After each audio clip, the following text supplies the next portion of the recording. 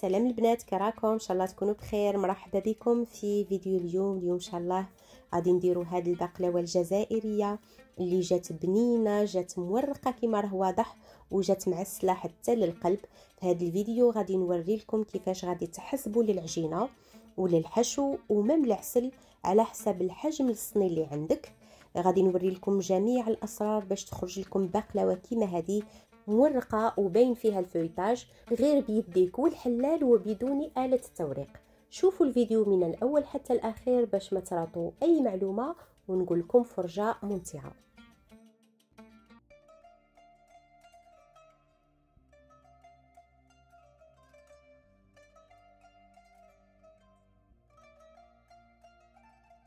البنات نفوتوا نشوفوا المقادير وغادي نوري لكم كيفاش كل وحده تحسب المقادير على حسب الصني اللي عندها.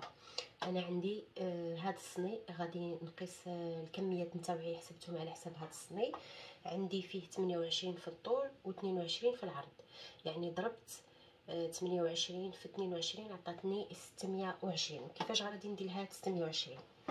بالنسبه للعجينه تاع بقلاوه فيها 4 تاع الكيلات، يعني 3 كيلات الفرينه والكيله تاع الزبده. هذيك 620 قسميها على 4 تاع الكيلات غادي تعطيني 155. غادي نقلع 155 كيلو الاولى تاع الزبده والباقي نجمعو تاع الفرينه ثم تعطيني 460. فوالا راني كاتبه لي في الورقه قدامي. فوالا نفس الشيء بالنسبه للحشو. الحشو غادي نحتاج هنايا اللوز والسكر. كما قلت لكم هذيك 620 غادي نقسمها على 4 تاع الكيلات، خاطر حتى الحشو فيه 4 تاع الكيلات، فيه 3 الكيلات تاع اللوز وكيله تاع السكر. يعني هذيك 460 غادي نقسمها على 4 تعطيني 155 كل كيله. 155 الاولى غادي نقلعها تاع السكر والباقي غادي نجمعه يعطيني 460 تاع اللوز. فوالا نعاودو دروك بالنسبه للمقادير. هنايا عندي 460 غرام تاع الفرينه وعندي 150 حتى 155 غرام تاع الزبده وزدت معاها السمن. هنايا مذوبين وغادي نحتاجو ما زهر باش نلمو العجينه. هذه للعجينه. بالنسبه للحشو على حساب الصني كيما وريت لكم قبيله شي حسبنا. هنايا عندي 460 غرام تاع اللوز وتقدري توصليه حتى ل 500 غرام مع 155 غرام تاع السكر. عندي هنايا مغرف كبيره تاع لافاني. ونفوتوا نشوفوا طريقه التحضير. ولا البنات انا هنايا غادي نعجن العجينه نتاعي. غادي نستعمل التيرموميكس. نتي هاد المرحله تقدري ديريها بالبيتخا، تقدري ديريها بيديك ثاني. هنايا عندي 460 غرام تاع الفرينه، 155 غرام تاع الزبده اللي مخلط معها السمن دايب وبارد. غادي نخلي هاد الفرينه تبسس مع الدهن.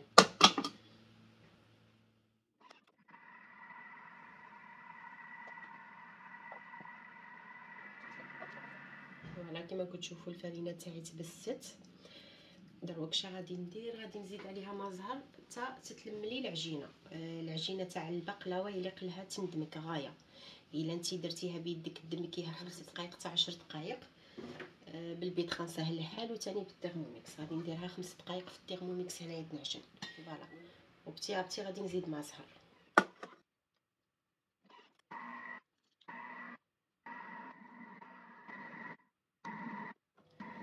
على العجينه تجي رطبه كيما هكا. فوالا غادي نخليوها ترتاح ومن بعد نقسموها.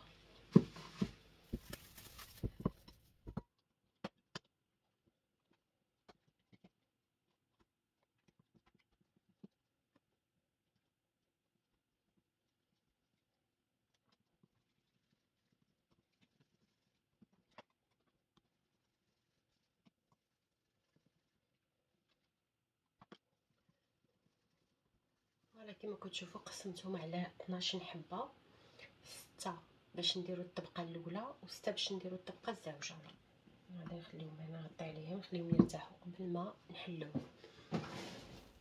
وهنايا غادي نشد بحال العجينه من هذوك العجينات اللي كورتهم وطبعا خليتهم مرتاحوا قولي حل 20 دقيقه. عطيوهم الوقت عطيو الوقت للعجينه ترتاح باش ترتخى وتساعدكم باش كي تجيو تحلوها. وغادي تحتاجوا مايزينا غادي نحتاجوها باش نورقوا العجينه الاولى والزوجه ثاني. هاد المايزينا هي اللي تساعد هذاك الفيطاج في البقلاوه، فوالا تجي شغل الداخل مورقه. وكما راه يبان لكم في الصوره انا ورقتها بالحلال حتى حسيت هذيك العجينه صاي ما عندهاش وين تزيد تنحل. انا غادي كاع هذوك 12 حبه تاع العجينه غادي نورقهم كامل، وبهذيك مايزينا اللي راني نديرها في العجينه كي نحط وحده فوق وحده ما غاديش تلصق لي. درتو كيما هكا مهرمش. هذه 460 غرام تاع اللوز، غادي نزيد عليها مغرف كبيره تاع لافاني و155 غرام تاع السكر. غادي ندير شويه تاع الزبده لما هي شويه.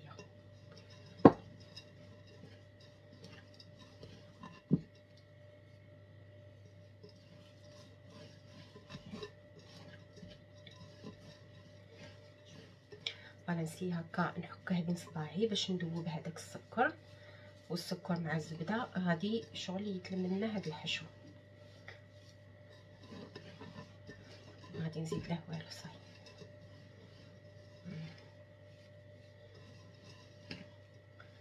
الحشو ديالنا يجي على هذا الشكل.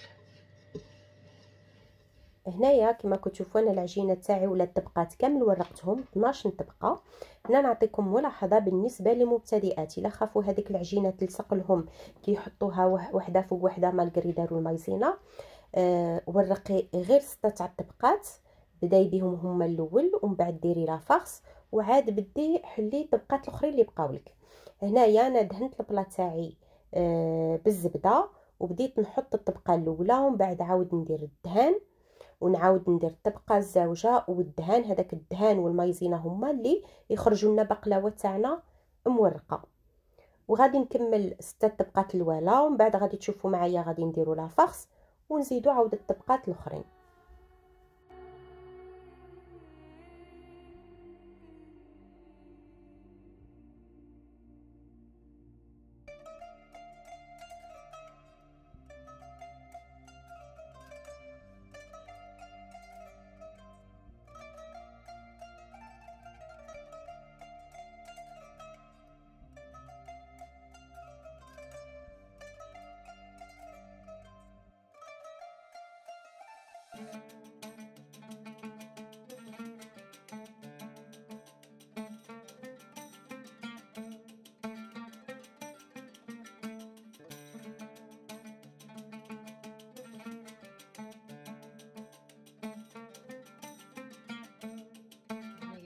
الطبقات كما راكم تشوفوا، وكل طبقه كنت ندهن بالسمن والزبده ونثقب هكا بالفرشيطه. دونك غادي ندير لافارس نتاعي.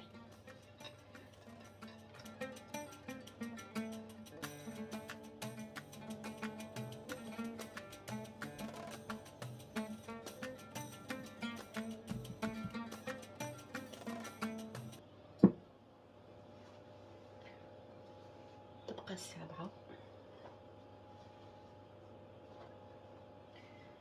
معليش الا تقطعت لي شويه كيما هنايا، معليش غادي نسكتها هنايا.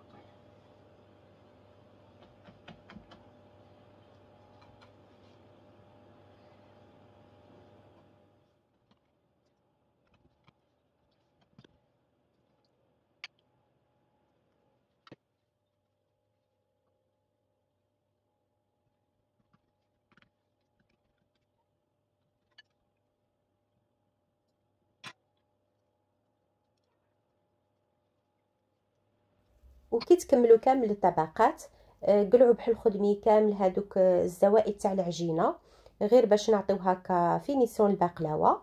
وانايا زعما كوم ان بروفيسيونيل جبت هذاك القالب تاع المقروط وبديت هكا نحسب للحبيبات باش يجيوني قد فينالمون درتها عوجه. ما ديروش كيفي، حسبوا لها غايه باش يجوكم الحبيبات تاع بقلاوه كل وحده قد الاخرى. سوا ديروها مربعات سوا معينه، انا هنايا درتها مربعات. باغ كونط هنايا دوك تشوفوا انا دوك ندير لي كوردون، علاش؟ لخاطر ما غرستش في الحبه تاع بقلاوه الحبه تاع اللوز، غادي من بعد نزينها بالمكسرات. على بها درت هاد لي كوردون باش الفويطاج ما يبوجيناش في الطهي. فوالا كيما راكم تشوفوا انا البقلاوه وجدتها وكنت ديجا دهنتها وخليت فوالا خليتها ارتاحت، ودروك غادي نعاود ندهنها. يعني مذوبه بالزبده هنايا وشويه تاع السمن، وغادي ندهنها. الفرن تاعي راه حامي على 180 درجه، وغادي ندخلها الطيب. ودوك نحط لكم على الشاشه الوقت اللي طابت فيه.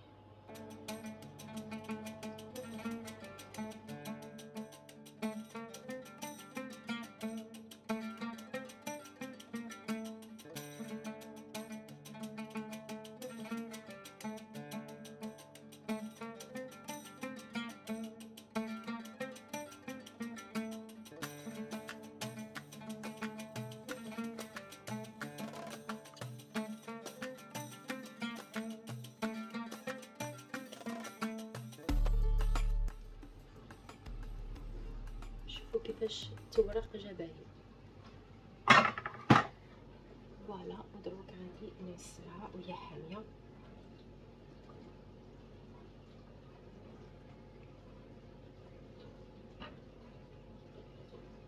نحاولوا نديرو 600 غرام تاع العسل.